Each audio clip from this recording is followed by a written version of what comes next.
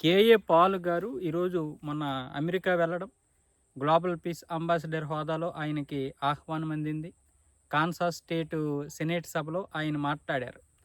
భారతదేశం, అమెరికా 2 దేశాలు శక్తివంతమైనటువంటి దేశాలు. ఈ 2 దేశాలు ప్రపంచానికి శాంతి పంచేటటువంటి శక్తివంతమైనటువంటి దేశాలు. ఈ 2 దేశాల మధ్య ఏదైతే ఇప్పుడు వార్ నడుస్తోందో, ముఖ్యంగా ఈ ఆంక్షలు, సుంకాల మీద ఆంక్షలు ఉన్నాయో 2 దేశాలు కూడా సమన్వయంగా మాట్లాడుకొని ఈ యొక్క సమస్యను పరిష్కరించుకోవాలి.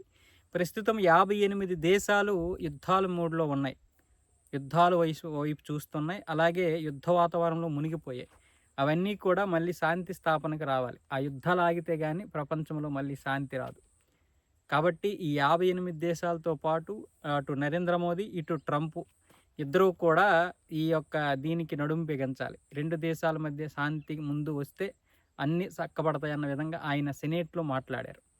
ఆయనకి అక్కడ సభలో ఇచ్చినటువంటి మిగతా సభ్యులు ఇచ్చినటువంటి గౌరవం ఏదైతే ఉందో అది వాళ్ళకి ఆశ్చర్యం కాదు. ఎందుకంటే అది ఎప్పటినుంచో వాళ్ళు చూస్తున్నారు కేఏ పాల్‌ని. ఈ మధ్య ఆయన మన తెలుగు వారి దగ్గర కామెడీ పీస్ అయిపోయాడు. ఎందుకు అయిపోయాడంటే రాజశేఖర్ రెడ్డి గారి వల్ల.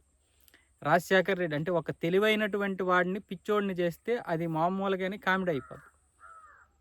ఒక తెలివైన వాడిని ఎదుర్కోలేకపోతే కామెడీ చేయడమే, పిచ్చోడిని చేయడమే, అంతకు మించి ఏం లేదు. అదే చేశారు. అయితే తర్వాత కేఏ పాల్ చేసినటువంటి చేష్టలు కూడా కామెడీకి దారితీశాయి. అనవసరంగా ఎందుకు కామెడీ చేస్తారు? జగన్‌ని ఎందుకు కామెడీ చేయట్లేదు? చంద్రబాబుని ఎందుకు చేయట్లేదు? ఆయన్నే ఎందుకు చేశారు? అది కూడా మనం ఆలోచించాలి. రాజశేఖర్ రెడ్డి వాళ్ళందరూ కూడా ఆయన ప్రభావాన్ని తగ్గించిన మాట వాస్తవం అనిల్ కోసం. అందులో ఎటువంటి సందేహము లేదు. అయితే ఇక్కడ ఆయన కూడా కామెడీగా కొన్ని చేశాడు. రాజకీయాల్లోకి రావడం, ఆయన మాటలు, రాజకీయాల్లోకి రావడమే పెద్ద తప్పు. సరే వచ్చాడు, వచ్చిన తర్వాత కామెడీ చేయలేదా? చాలామంది ఈయనేమంటున్నారంటే, ఇప్పుడు సెనేట్ సభలో, కాన్సాస్ స్టేట్ సెనేట్ సభలో అంత దినిగా మాట్లాడాడు కదా, గ్లోబల్ పీస్ అంబాసిడర్ హోదాలో వెళ్ళాడు కదా, అలాంటి వ్యక్తిని తెలుగువారు కామెడియన్ చేశారంటే కమెడియన్ తెలుగువారు చేయలేదు. ఆయన కమెడియన్ అయిన తర్వాత తెలుగువారు ఆదరించారు. అంతకుముందు ఎందుకు చేయలేదు? అంతకుముందు ఆయన వస్తే ఎందుకు గౌరవంగా ఉండేవాళ్ళు? ఎందుకంటే ఆయన కూడా తన హద్దులు దాటిపోయి పిచ్చి పిచ్చిగా చేష్టలు చేశాడు. అందులో ఎటువంటి సందేహం లేదు. ఆయన్ని పిచ్చోడు చేశారా అంటే ఆయన్ని ప్రజలు పిచ్చోడిని చేయలేదు.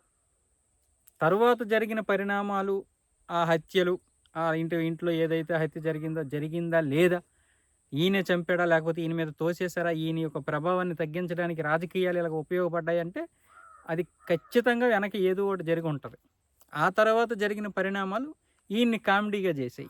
ఈయనే కామెడీగా చేసుకున్నాడు. తెలుగు ప్రజలు చేయలేదు. మిగతా వాళ్ళు ఎందుకు చేయట్లేదు? అందుకే వాళ్ళు ఎక్కువగా రారు. ప్రజల మధ్యకి ఎంత ఎక్కువగా వస్తే అంత కామెడీ అయిపోతాం. రాజకీయ నాయకులు ఎంత ఎక్కువగా రాకపోతే అంత కామెడీ అయిపోతారు. వీళ్ళు ఎంత ఎక్కువగా వస్తే అంత కామెడీ అయిపోతారు. పబ్లిక్ ప్లాట్ఫామ్స్లోకి వచ్చేటప్పుడు ఆ గౌరవాన్ని కాపాడుకోవాల్సినటువంటి బాధ్యత కూడా వాళ్ళ మీదే ఉంటుంది. ఈరోజు సంచలనమైనటువంటి వ్యాఖ్యలు చేశాడు కేఏ పాల్ గారు. మంచిదే. ఒక దేశం గురించి మాట్లాడి 2 దేశాలు, అలాగే ప్రపంచ యుద్ధాల గురించి మాట్లాడుతున్నాడు. ఆయన ఇంగ్లీష్ మాట్లాడుతుంటే గంటలు, నిమిషాలు సెకండ్లాగా అయిపోతుంటాయి. అందులో ఎటువంటి సందేహం లేదు.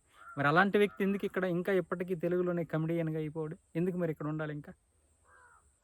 అది కూడా ఆలోచించాలి. ఎవరి జీవితాన్ని వాళ్ళే నాశనం చేసుకుంటారు. అందులో ఎవరు మేము చేయలేం. నాశనం చేసుకున్న తర్వాత ఇప్పుడు తెలుగువారు ఇలాగ చేశారు, అలాగ చేశారు అంటే ఎవడేం చెప్తాడు?